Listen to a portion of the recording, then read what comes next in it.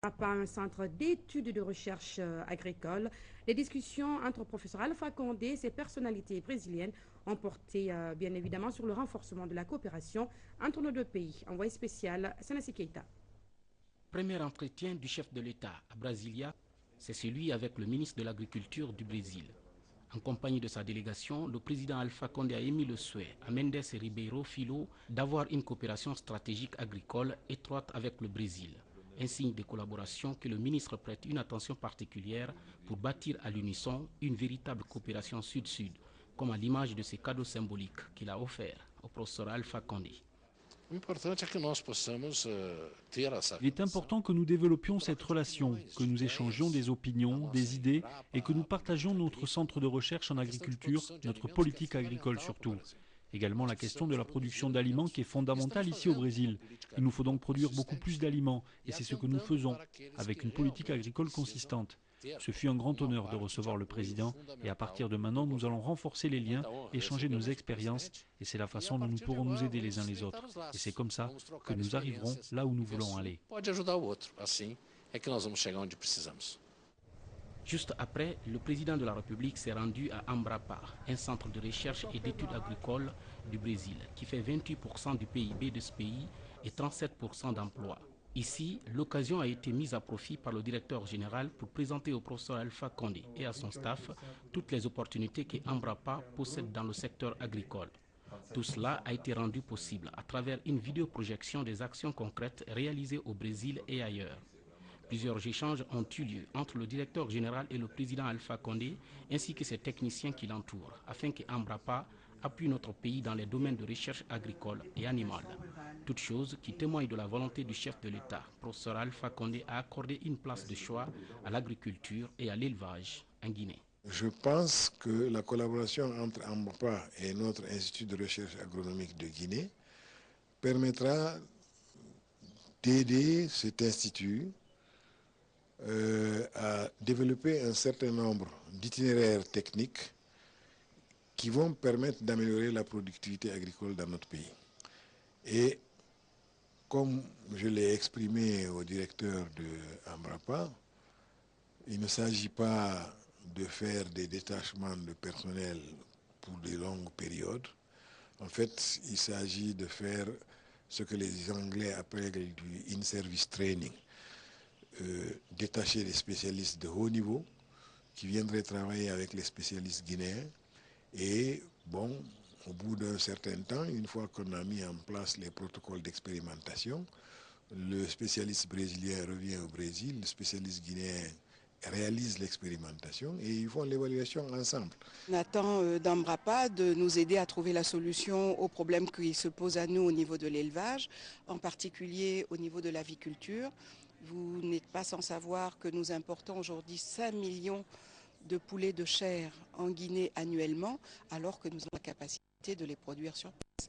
Donc il n'y a aucune raison que ce secteur-là reste un secteur sinistré, parce qu'il nous manque de l'alimentation volaille, ce qui est transversal d'ailleurs à l'alimentation bétail.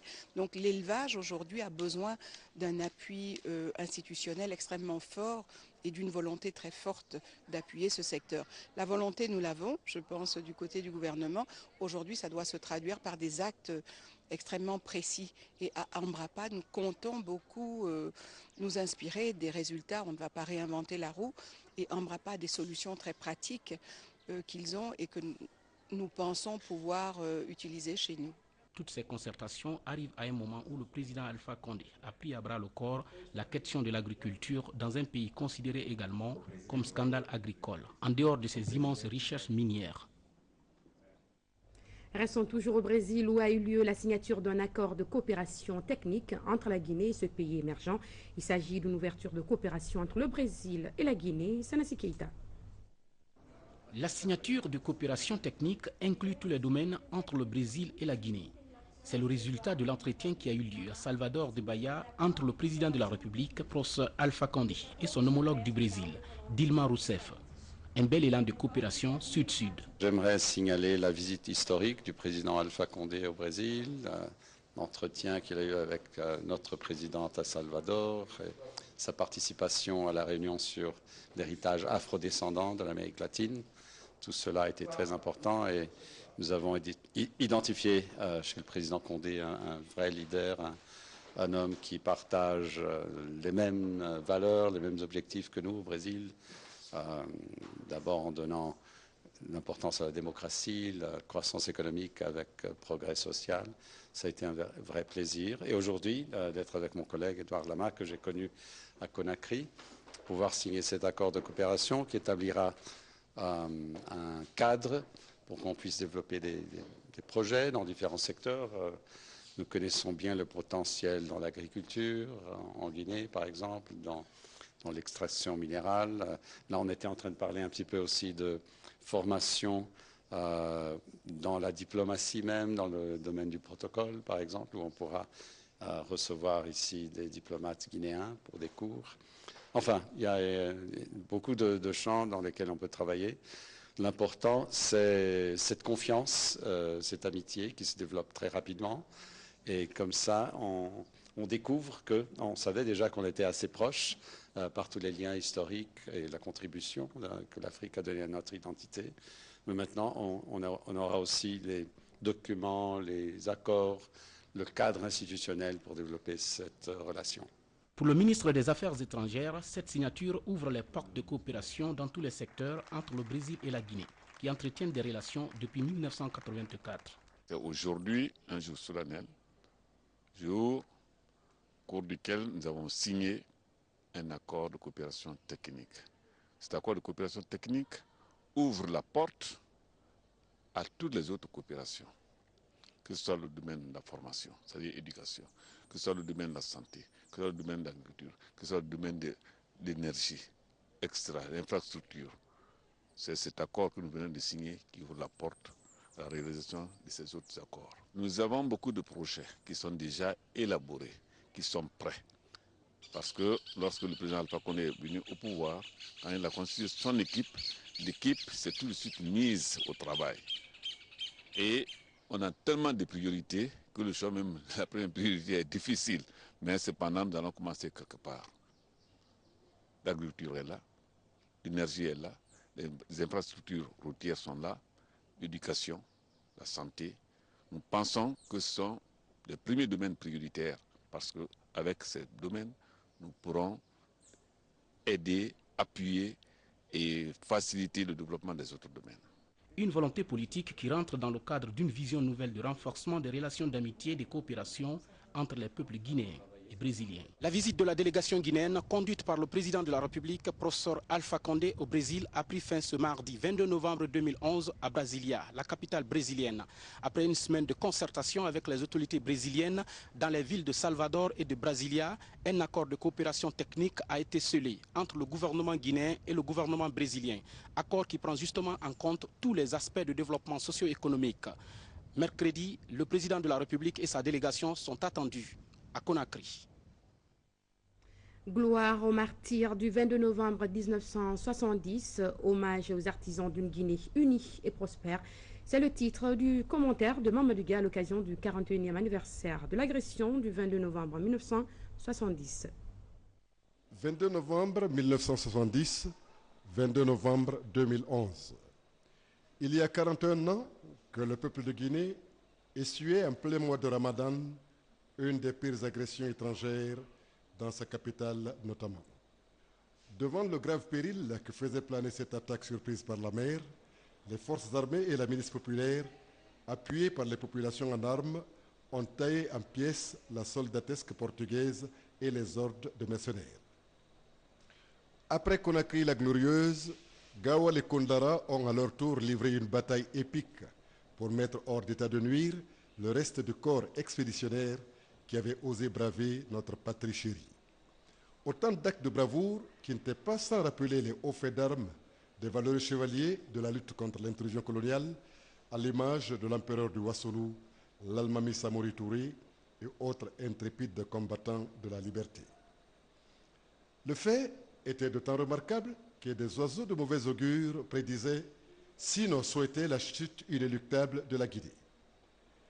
Dans le fond, par cette agression, ce sont tous les pays épris de justice, de paix qui étaient concernés. Car on a voulu faire payer au peuple de Guinée ont tribut de sang pour son appui déterminé au mouvement de libération à travers le continent et au-delà.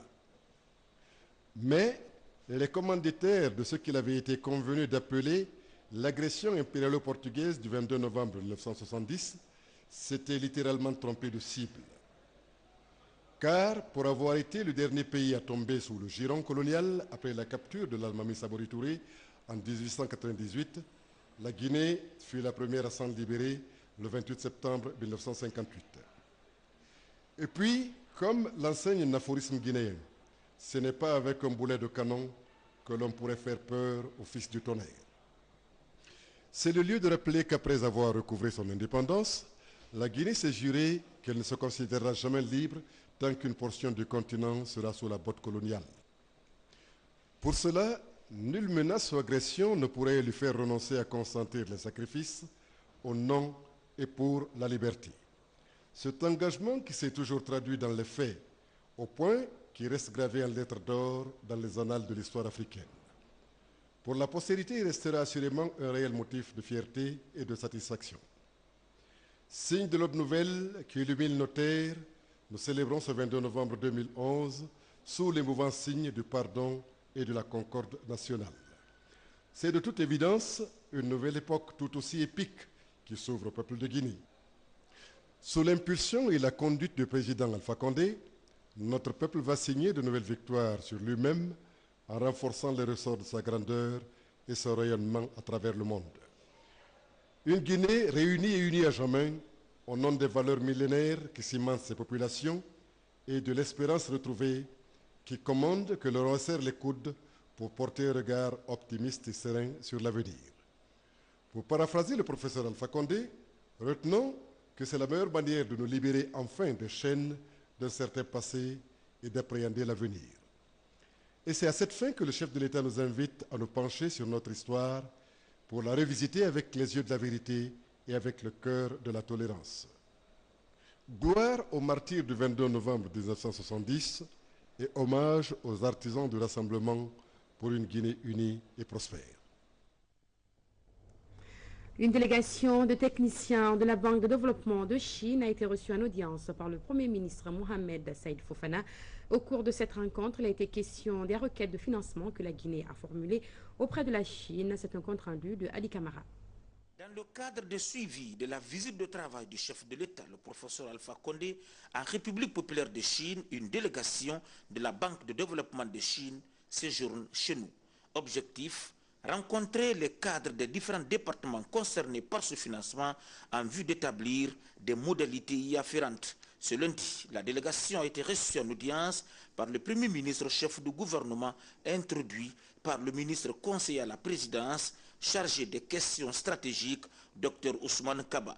Une occasion pour le chef de la délégation chinoise de marquer la volonté de son institution financière d'appuyer la Guinée dans son plan de développement. La Guinée est un vieil ami de la Chine. Selon les ordres de notre gouverneur, on a déjà organisé plusieurs groupes d'experts chinois. Ce sont les meilleurs experts chinois dans tous les domaines.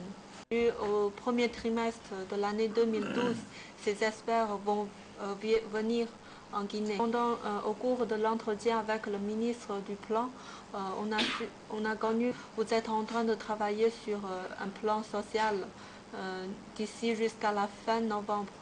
On espère que sur la base de ce plan, après l'arrivée de nos experts, on peut prendre plus de contacts avec les experts locaux. Et nos experts vont transférer toutes les expériences du développement en Chine pour votre pays. On voudrait connaître aussi les points de vue de son Excellence, Monsieur le Premier ministre, sur les modalités de notre financement, oui, y compris le système de remboursement de notre prêt.